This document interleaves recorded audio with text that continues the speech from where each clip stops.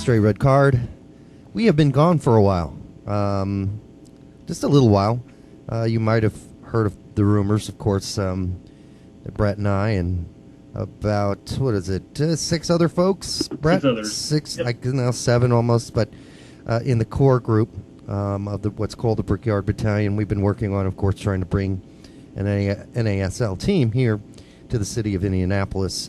And we'll just start there and say things are going really well. Maybe we'll touch on it later as well. But working with Peter Welt and then all these new found fans all over Indianapolis. They're actually not new. We're just discovering how many of them there really are. And there are a lot. But anyhow, before we get to that, was the MLS Cup. I mean, we should cover that, right? It just happened. Oh, yeah, we should, definitely.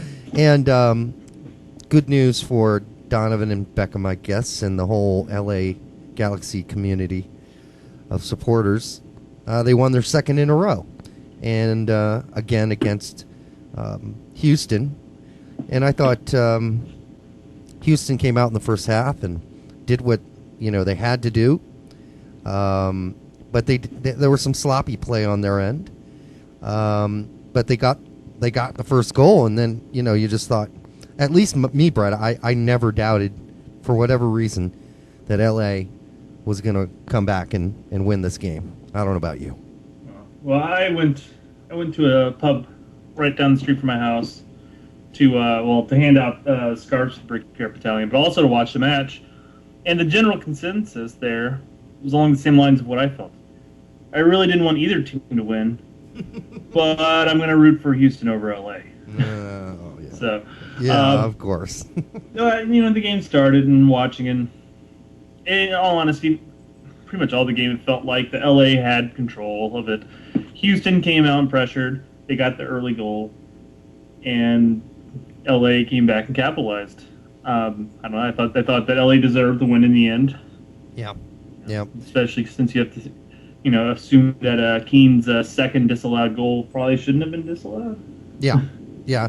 Well, I'm not even sure that the first goal that Kalen Carr scored, although it was nice, I'm not even sure that should have been a goal. I mean, Josh Saunders was already on the ground when the shot was taken.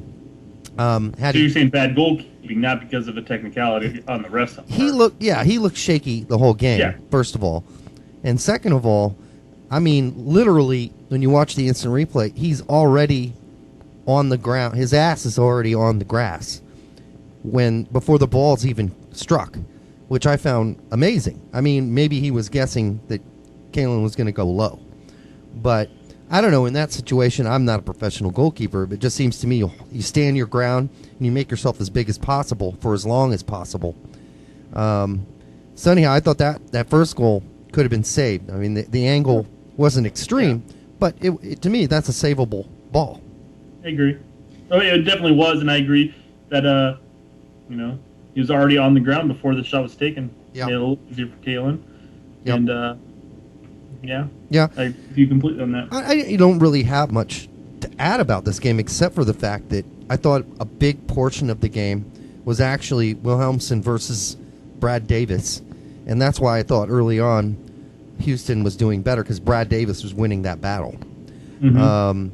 And I thought Wilhelmsen played well, and then he made some really sloppy passes. Other observations, Houston got sloppy eventually, in the second half. Especially after, LA capitalized and got the PK, Yeah. I think it really started getting sloppy, especially once Kalen got injured. So. Yeah, it just seemed like everything went down the pits when Kalen left. And I don't know if that's just, it can't be just because of Kalen Carr, but that's when it all seemed to just go downhill really fast. Quite frankly, you got to look at Kalen's role with that Houston team. Yeah, I mean they're not a quick counterattacking team. So Kalen's role is to keep the defense true, keep them on their toes. He's going to spread them out. And he's going to try to capitalize using his speed. Yeah, and that's honestly, he rode that back line. That's how he got his goal. Yeah, that's true. And he did. You take him out, and you don't have a speedy player up there anymore. I mean, right. Then Will Bruin while he's a solid enough finisher, he's definitely not the fastest guy. No, he doesn't have a lot of pace. My other comment, or at least observation, was once again, Sean Franklin. I like the guy. I'm sure he's a very nice guy, but he tries. Throughout the playoffs, I'm just shocked whenever he actually hits a cross that comes anywhere near a player. And he so often is out of control. Several times in that game, he just lost control of the ball and it went out of bounds. But these are things, if you're a Galaxy fan, you're used to with Franklin. Fast player, not the most skilled player in the world. But reminds of a younger version of Marvell when he played outside back. Yeah, except not as brawny. He started to find his niche when he was pushed into center back, but right back he looked just like Sean Franklin does. Yeah, for the most part, fast as hell, but not a whole lot of skill. Mm-hmm. So anyhow, LA wins. The big news, of course, everywhere is Beckham's leaving. We knew that. Yeah. And, of course, I guess my point was that, you didn't hear a lot about maybe Landon Donovan leaving because Beckham kind of overshadowed that. And I think Don Garber mentioned that in his State of the League interview that he did, not during the halftime, but before the actual finals. He said, I can't believe it just took everybody this long to ask me about Landon Donovan possibly leaving. Because he said to me, Landon's been the heart of this league longer than David Beckham. Oh. And, Donovan was definitely the heart of the league.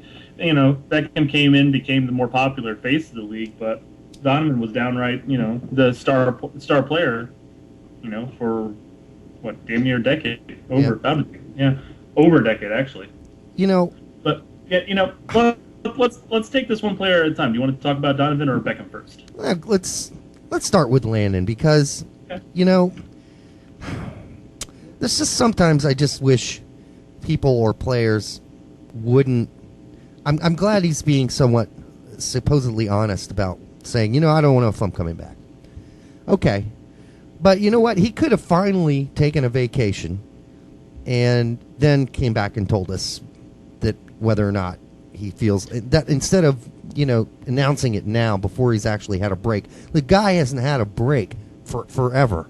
You play with the LA Galaxy, then you go play with Everton, then you go play with the LA Galaxy, and then you go back to Everton. National team. Yeah, you have no break whatsoever, no time to yourself, no time, as he said, to travel, which, I don't understand. He's going to retire before he's 40, and as long as he lives till he's 60 or 70, he'll have 30 or 40 years of traveling he can do. But, I just wish he would have kept him to himself, taken the break, taken a rest, and then came back and told us, I took a rest, and I thought, and after thinking, I just don't feel like coming back. Yeah, if he's burnt out, he's burnt out. It happens to a lot of players. And if he really feels that way, it's better that he opts not to come back, Right. But, he's on the upper end of the age factor as far as playing soccer is concerned. I mean, he's 30 now. There's not too much time you can take off before you're, quite frankly, just retired. I mean, he's got, 4 years? And, that's the thing. 4 good years left in him, maybe. Well, and that's the one thing. I mean, if he's continued to play and just took the 5 months off during the off season, he could have good 4 years plus. It's not unheard of. No. Players go well into 34, 35, 36. Look at David Beckham. Yeah. However, the thing here is that if he takes a season off, and then he wants to come back and continue playing. I mean, how sharp is he going to be? What shape is he going to be in? And then he'll stay in shape, but there's a difference between staying in shape and being in form. And then he'll miss the World Cup. This is really his last shot at a World Cup. I quite frankly, I'm not holding my breath for Donovan with the U.S. national team. A lot of people are still, plugging him into the lineup and everything, and I'm like. He's flat out denied call-ups, although maybe given an excuse here or there about injuries, or maybe he actually had the injury at the time. I can't recall, to tell you the truth. But he's basically coming out and saying that he wants to, relax. He wants to stay close to his family. He doesn't want to do all this traveling. He doesn't want to do all this, Well, so I'm not holding my breath on him being on the national team anytime soon at all, unless he comes back to MLS next season or goes abroad for that matter. Well, I think that he just doesn't need to go abroad anymore. Just stay home and get some rest. Well, but, I mean, it's his last opportunity, and if he doesn't take it, he's not going to get another shot when he's 37, unless he's still playing, incredible. No. It's unlikely. But, very unlikely. This is it, right? So, and people are saying, oh, well, we don't need him. Well, then they don't understand how important he's been to the U.S. national team and how good of a player he still is. Let me stress that I'm not saying we don't need him. Yeah. I'm saying I don't believe he's going to come back. Yeah. Here's my call. I think he comes back. I think he plays another season. I think he plays in the World Cup. I think then maybe he steps away. If I was Donovan and I'm in my 30s, I would, and I was feeling a little burnt out. I would play. I would sign myself up for another year or two contract, make another $3-4 million or whatever. If you're really that burnt out, just stay away from the national team. 34 games a year, you have practices, whatever. But it's traveling. Of course, he wants to travel, so you get to do that right now. He doesn't want to go and see Columbus. I understand that. Well, anyhow, I think he's going to stay. I think he's going to take those 3, 4, 5 months off. I think he's going to get bored. I don't think he's not going to know what to do with himself. And when you've played soccer all your life, and that's your livelihood, and you stop doing it for 5 months, you suddenly realize, well, you know what? I kind of miss it. I want to come back. This is the strange thing too. It's not that he can't play either. He's not. He wouldn't be retiring because he can't play. He's retiring because he's burnt out. And it's something you normally don't hear. For the most part, a lot of players who end up retiring completely are players who are at this point are bench players and they're in their late 30s or they're injury stricken. But he's healthy. He's able to play. Well, he has all those nagging injuries he talks about. Where he plays sore or hurt or slightly injured, and that can suck. John O'Brien told us about that when he was on the show. How just playing with the same nagging injury game after it's irritating. It's no fun, and because you can't play at your best.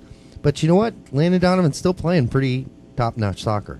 He didn't finish that goal yesterday, but other than that, he had a quote saying that after he missed that goal, like in the 13th minute or whatever, it hung over him for the entire half, and it wasn't until he got his PK chance where he was really concerned. Yeah, that he might not put that away. Mm-hmm. It was really sticking with him, Oh yeah, can you imagine if he missed that PK? It wouldn't be his first missed PK in a final. Man, he would have really felt like he missed one against I think Real Salt Lake a couple years back. Oh yeah, I remember that. Skyrocketed. Yeah, and that's very rare for him.